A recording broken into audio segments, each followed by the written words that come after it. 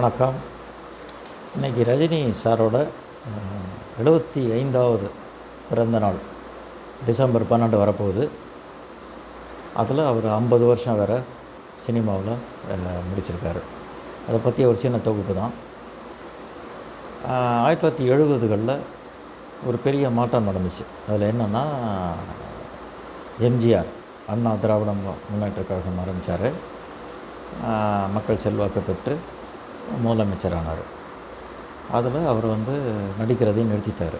அந்த காலகட்டத்தில் அவருக்கு ரீப்ளேஸாக காலத்தால் நிர்மாணிக்கப்பட்ட கே. பாலச்சந்தர் இயக்குனர் அவர்களால் அறிமுகப்படுத்தப்பட்ட கருப்பு வைரம் சிவாஜிராவ் கெய்க்வாட் என்ற ரஜினிகாந்த் அவர்கள் அபூர்வ ராகங்கள் என்ற படத்தின் மூலம் முதலாக அறிமுகப்படுத்தப்பட்ட 1975ஆம் வருடம்.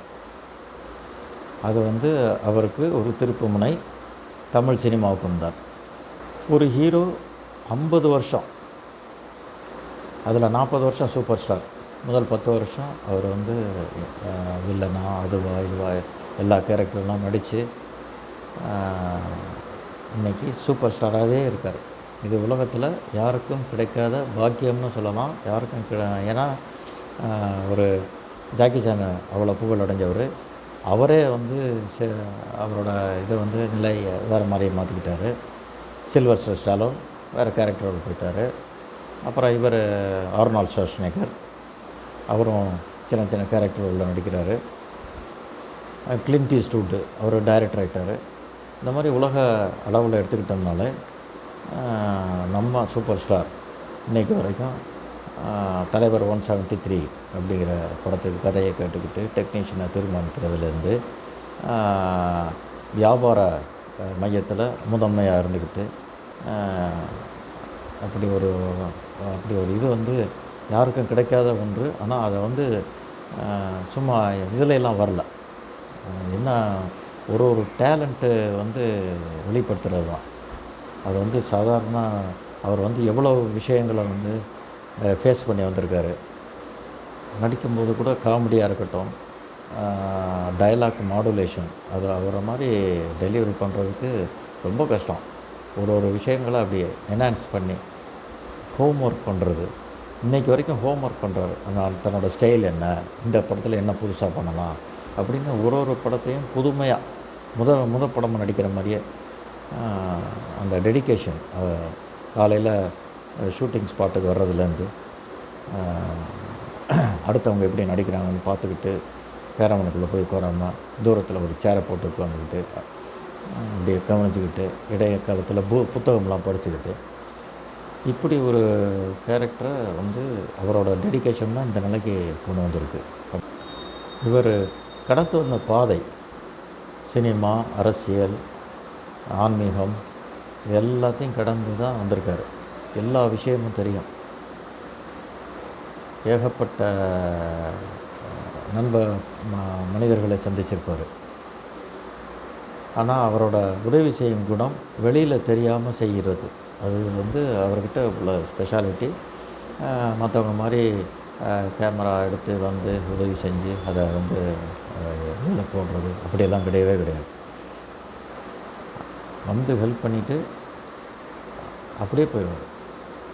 தெரியாமல் ஹெல்ப் பண்ணுவார். அதுதான் மிகப்பெரிய குணம் அவர்கிட்ட எனக்கு பிடிச்சதில்ல. நான் அவர் கூட பாபா, ராயலசீமா ராமண்ண சௌத்ரின்னு ஒரு படம், அதில் அவர் தான் திரைக்கதை, அப்புறம் கபாலி இதெல்லாம் ஒர்க் பண்ணியிருக்கேன். அவர் கிட்டக்க இருந்து பார்த்த நபர்களில் நானும் வருவேன். ஆச்சரியமாகவே பார்க்க வேண்டியிருக்கும் ஒரு விஷயங்களுக்கு. சின்ன சின்ன விஷயங்கள் கூட அந்த சின்ன ஒரு ரியாக்ஷன் கூட அழகாக பண்ணிடுவார்.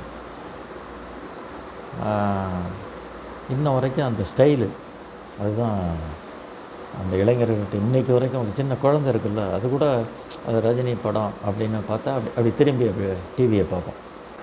அப்புறம் அவர்கிட்ட உள்ள இன்னொரு டேலண்ட்டு லாங்குவேஜஸ், தமிழ், தெலுங்கு, கன்னடம், ஹிந்தி, மராட்டி, ஆங்கிலம், குஜராத்தி, இப்படி பல மொழிகளை தெரிஞ்சு வச்சுருக்காரு. இதில் வந்து சமஸ்கிருதம் எழுதுவார், படிப்பார், நல்லா படிப்பார். தெலுங்கு படிப்பாங்க, தமிழ் படிப்பாங்க, கன்னடம் படிப்பாங்க, மராட்டி படிப்பாங்க, பேசுவாங்க. அந்த அளவுக்கு அவருக்கு டேலண்ட்டு வளர்த்து வச்சுருக்காரு. நம்ம வெளியில் பார்த்தா சாதாரணமாக தெரியும். ஆனால் அந்த உள்ள எதையும் சொல்லிக்கிறதில்ல அவர். அதனால் அவரோட திறமைகளை மதித்து இந்த பிறந்த நாளில் வாழ்த்து சொல்ல நமக்கு வயது இல்லைனாலும் இயக்குநர்கள் சார்பாக அவருக்கு மிகப்பெரிய வாழ்த்துக்களை சொல்லி, அவர் 173ன்னு இல்லாமல் இன்னும் 200 ஃபிலிம்ஸ் 250 ஃபிலிம்ஸ்னு போய்கிட்டுருக்கணும் அப்படிங்கிறது எங்களோட ஆசை. வணக்கம், வாழ்த்துக்கள்.